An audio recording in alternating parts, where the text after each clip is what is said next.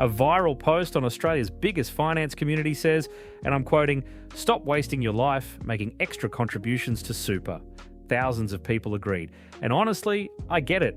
Super feels like money that disappears into a black hole. You can't touch it for decades. It vanishes from your paycheck and you just have to trust that it'll be there later. And yeah, life doesn't come with guarantees. You could get sick. Plans change. Nobody's promised their retirement. That's real. But the odds are overwhelmingly in your favour. Most Australians will live well past 60, which is when you can start accessing your super. And if you start working at 25 on a $60,000 salary, your employer's super contributions alone, not your money, their money, could grow to over $1.2 million by the time you retire. That's not a projection from some fund manager's sales pitch. It's basic maths, and I'll show you exactly how it works in a minute. There are also massive changes coming to super over the next 2 years that every working Australian needs to know about. In the next 10 minutes, I'll explain how super actually works, break down the real numbers, and give you 3 things to do today that could be worth thousands by retirement. Let's start from scratch. Superannuation, or super, is money your employer puts aside for your retirement. It's separate from your salary. You don't see it in your bank account. It goes straight into a super fund, which invests it on your behalf until you're old enough to access it.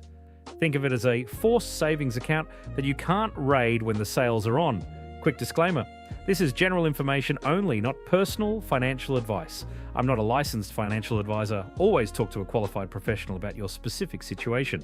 Your employer is required by law to pay 12% of your ordinary earnings into super. That's called the superannuation guarantee. If you earn $70,000 a year, your employer puts in $8,400 on top of your salary. You don't earn less because of it. It's extra money. Now, 12% hasn't always been the rate. When compulsory super started in 1992, it was just 3%. It climbed to 9% by 2002 and then sat there for over a decade. In 2013, it crept up to 9.25%, then 9.5% in 2014 before being frozen again. The increases finally resumed in 2021, and from there it climbed fast. 10, 10.5, 11, 11.5, and finally 12% from July 2025. The highest it's ever been. Right now, more money is flowing into your super than at any point in Australian history. You can access your super once you reach preservation age, which is 60 for most people working today, and you've retired, or at 65, regardless of whether you're still working. Until then, it's locked away, growing. Let me show you what 12% actually looks like in dollar terms. On a $60,000 salary, your employer puts in $7,200 a year. On $80,000, $9,600. On a salary of $95,000, that's $11,400. Every single year. Money you didn't earn, didn't save, and didn't sacrifice anything for. It just appears in your super account because the law says it must. But here's where it gets interesting. That money doesn't just sit in a pile.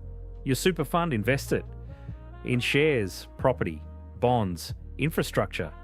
And over time, those investments earn returns. And those returns earn their own returns. That's compound growth. And it is the single most powerful force in superannuation. Let me show you. Say you start working at 25, earning $60,000. Your employer contributes $7,200 a year, assuming your super fund earns 7% before fees and charges about 1%, giving you 6% net. Here's what happens. By 35, you've got about $95,000. By 45, $265,000. By 55, $570,000. And by 67, your balance has grown to over $1.2 million. From employer contributions alone. You never added a single dollar of your own money. Now, returns aren't smooth. Your balance will drop in bad years, and past performance doesn't guarantee future results. But over long periods, the historical trend has been upward. And the key takeaway is this. Of that 1.2 million, only about 300,000 came from actual contributions. The other 965,000 is pure compound growth. Your money, making more money for 42 years. And the earlier you start, the more time compound growth has to work. A 10-year delay, starting at 35 instead of 25, could cost you over $600,000. Not because you contributed less, because you gave compound growth less time. If you've never looked at your super and you're in your 20s or 30s, you haven't missed the boat. The fact that you're watching this puts you ahead of most Australians. Your employer's 12% is just the start. You can top up your super yourself, and there's a real tax advantage to doing it.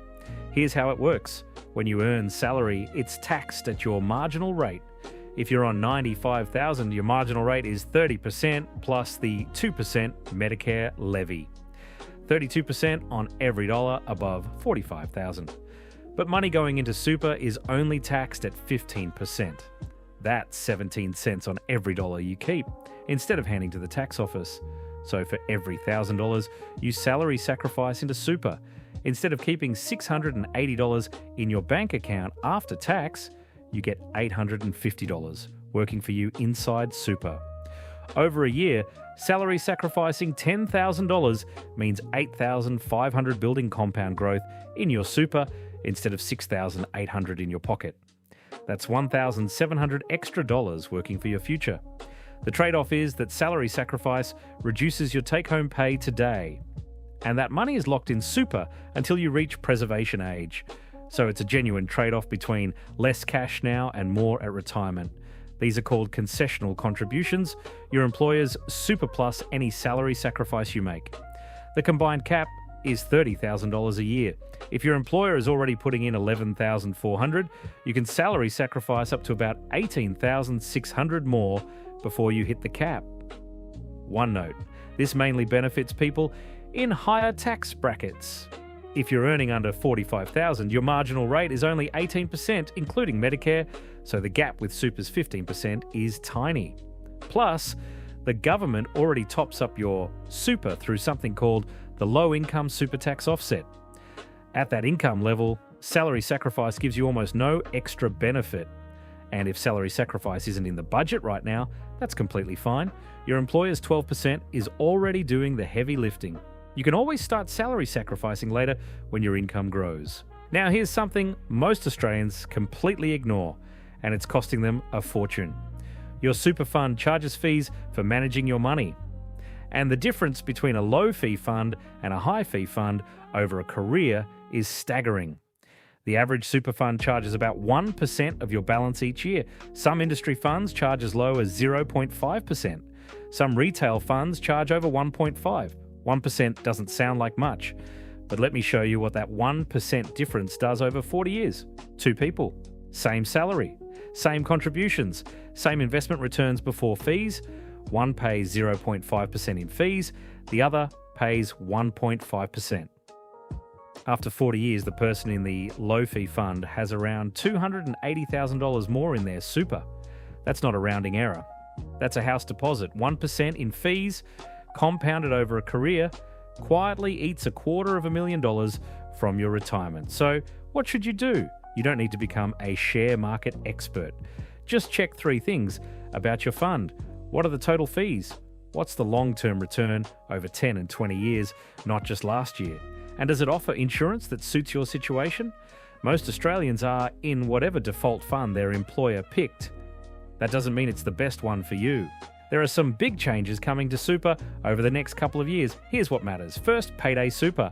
Starting the 1st of July 2026, your employer must pay super at the same time as your wages. Right now, they only have to pay it quarterly, which means if you leave a job mid-quarter, you might not see that super for months. Under the new rules, super must reach your fund within 7 business days of each payday. If you're paid fortnightly, you'll see super flowing in every 2 weeks. Second, contribution caps are going up from July 2026. The concessional cap, that's the combined limit for employer and salary sacrifice contributions, is expected to increase from $30,000 to $32,500. And the non-concessional cap, which covers any extra after-tax contributions you make on top, goes from $120,000 to $130,000. There are also changes already taking effect. Super is now being paid on government-funded paid parental leave for children born or adopted from the 1st of July 2025, with the first payments flowing from mid-2026. If you take parental leave, you'll no longer miss out on super during that period.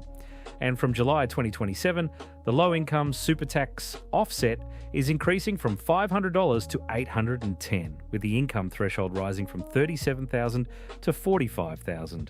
That will help about 3 million Australians. Let me give you 3 things you can do today. Each one takes less than 10 minutes. Action 1. Find your lost super.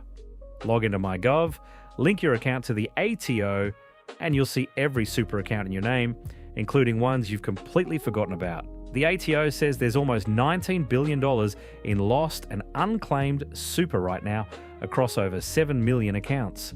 The average amount sitting there is $2,590. If you've ever changed jobs without updating your super details, some of that money might be waiting for you. A 2-minute search could find thousands. Action 2. Consider consolidating into one fund. Multiple jobs usually means multiple super accounts, and each one charges you separate fees and insurance premiums. Combining them through MyGov takes about 10 minutes and could save you hundreds a year. But before you consolidate, check what insurance you hold in each account. Many super funds include life insurance, total and permanent disability cover, and income protection by default. If you close an account, you could lose that cover, and you might not be able to get it back on the same terms. Compare your funds, check the insurance, and roll into the one that works best for your situation. Action 3. Compare your funds, fees, and performance on the government's Your Super comparison tool. Search for it online. It ranks funds by fees and long-term returns. Funds with higher fees and below average long-term performance may be worth reviewing. Whether switching funds is right for you depends on your circumstances, so consider speaking to a financial advisor if you're unsure. These 3 actions are free, take about 30 minutes total, and could be worth tens of thousands by the time you retire. Let me bring it all together. Super isn't complicated. Your employer puts 12% of your pay into a fund that invests it until retirement. Compound growth does the heavy lifting, especially if you start young. You can boost it with salary sacrifice and save on tax doing it when the time is right. Fees matter more than you think, and the next couple of years are bringing changes that will put more money in your super faster. The Association of Superannuation Funds of Australia estimates you need about $595,000 for a comfortable retirement as a single person, or $690,000 as a couple. That's enough for top-level health insurance, regular holidays, eating out, and an international trip every 7 years. That sounds like a lot. But if compound growth can turn $7,200 a year of employer contributions into $1.2 million over a career, the system is doing most of the work for you. Your super is probably the biggest financial asset you'll ever build outside your home. 10 minutes of attention a year is all it needs. Give it that. If this cleared up super for you, hit subscribe. I break down Australian finance with real numbers, not jargon.